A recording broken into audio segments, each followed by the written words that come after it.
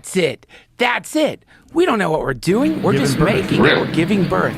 The act of placing the blame is itself escapism. A speech is not hardware because it is not fragmentary and specialized. When it's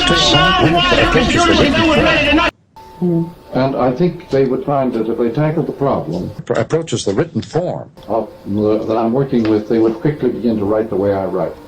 It breaks down into visual characteristics and components that are fragmentary. And I can see why the new ones create such revulsion, total recoil. That's not a book. Jerry Hagel put it together. He makes 50%. The chapter to the pictures theory gets 25%. And I get... And to that extent, you get civilization and hardware. Great. Coming then to Xerox and the big leaks, the enema of the people. Don Quixote I mentioned. The world of, well, it's like the Marx Brothers. It's a world of crazy adventures. Circuitry, whatever. McGraw held that Harcourt, Brace, Shabanovich are remainder today, the executive dropout. You can get it for $1. Well, I have it. I got it a few years ago. Civilization is based on hardware. Yeah. Harold Innis has the same problem. That's the form of the first newspapers. Essays. Surrealist poem. How'd I do that? The Brady Bunch, instead of a house, they live in a palace. Jam with fucking Mike, and Mike with fucking Alice. Hagel gets 50, I get 10. They used a literate audience of slaves, but they themselves, as aristocrats, would not read or write. Oh, heavens no. As the kids who are the natural citizens of this electronic world. Sensory commons. So you've got the slowest environment and the fastest people together. A generation gap. People need to meditate on the nature of gaps very much. So it's not some little man sitting behind the curtain figuring out what we're going to show. This again is not ordinarily known for classicals. But who wrote Plato? It wasn't written by Plato. It was recorded by his amanuenses, his slaves, the way you're recording me on this thing. But that's a figure, but it had another ground. To read means to guess. So Xerox, the electric thing, is a complete revolution. And that's precisely why And it's away from the I eye. do not wish It's all back to the ear again. to move into it. It's all acoustic. Because I understand it, I much prefer the old mildewed world of the 18th century book. People leapt from childhood into adulthood overnight. This is what happens under electric conditions again. There is no really childhood is disappearing. Responsibility, instead of just a sort of a private subconscious. People leapt from childhood into adulthood overnight. They are artists. Remember, an artist is primarily concerned with getting your attention.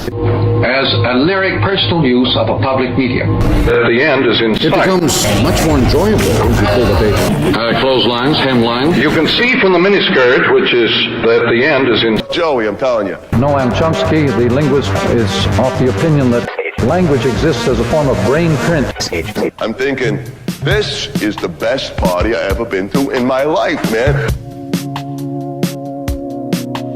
It's a Western town. Or Rembrandt. Or Rembrandt. Do you think that we, the human race, will become an art form one day? You think we come now to the key question, don't we? Where are we going? Well, Absolutely. You'd rather have a big blank? I'd rather have the ground still open. See, when you go into the dictionary, you go into the joke page. It seems to be frightening to you. No, it's just ridiculous. And not practical. No, it's an attempt at putting you in a sarcophagus. Sure. Okay. You mean psych? I'd like to call myself a UFO. Uh-huh. That's the kind of item I put in the dictionary. We could work together finding words in the dictionary. An unidentified flying object is means like the way. Which, an unclassifiable verb.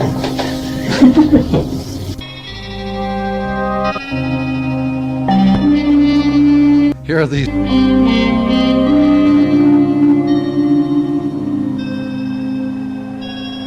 If travelers from outer space were seeking an exploitable planet in our solar system, UFOs kicking around, having a look at us. The moon would become the jumping-off point for their explorations.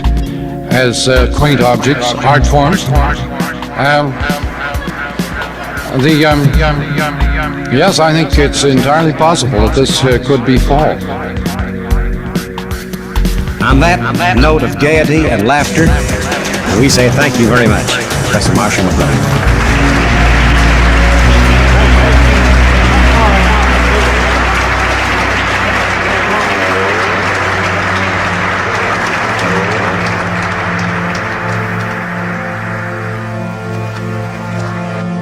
The Western man thinks that the real changes take place up here in his noodle. I'm sitting here, I'm doing everything I love to do in the whole world, man. To put into a note to her, beautiful Marchioness, you're lovely. He doesn't comment on it. I mean, I'm sitting with a babe.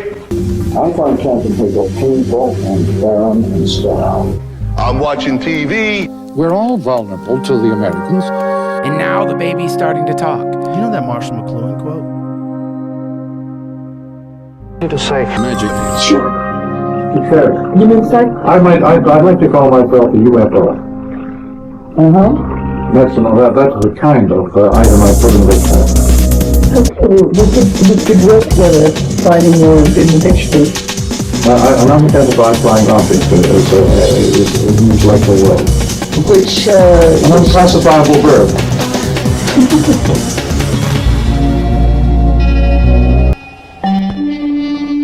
Here are these.